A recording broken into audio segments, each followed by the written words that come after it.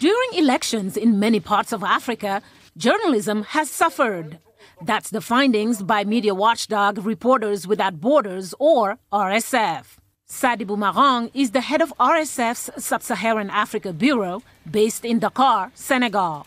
We have seen, for example, in Madagascar, where nearly during the election period, nearly 10 journalists has been, either attacked or persecuted or even arrested. We also have seen the same trends during election time in Nigeria, where nearly 20 journalists and 20 reporters, they have been attacked, persecuted and harassed during the election. Marang says they've also observed that in some places, politicians created their own media outlets to impose their own narratives. This was the case, for example, in Senegal, where we have seen ahead of in the run-up to the election, for example, the birth of many newspapers, most of which were belonging to politicians.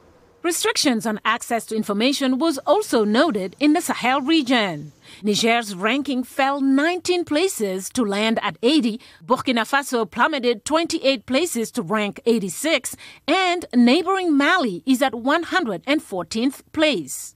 All three countries are run by military juntas. In Burkina Faso, there is no longer international media.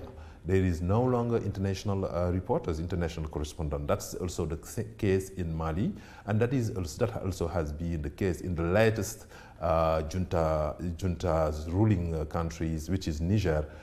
Last week, Burkina Faso suspended several Western and African media over their coverage of a Human Rights Watch report alleging the killings of civilians earlier this year by the country's military. The U.S. Department of State this week said it's very alarmed by the action.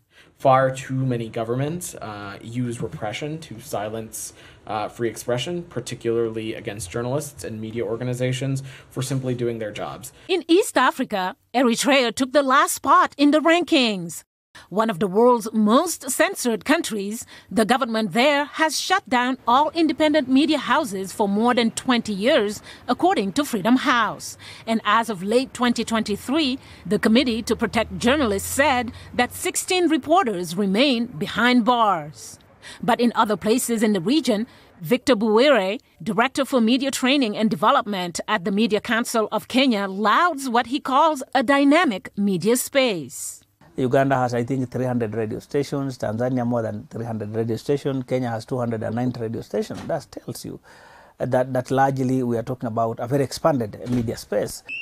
But there are still challenges associated with the profession in the region, he notes. If you are a journalist in Uganda and you have seen, especially around election time, if you put on a press jacket, you are marked your end. There are a few countries on a positive trajectory, including Mauritania, where state media dominates the landscape, but abuses against journalists decreased, making it jump 53 places in less than a year to rank the highest in Africa. Tanzania also rose 46 places. Mariama Diallo, VOA News, Nairobi.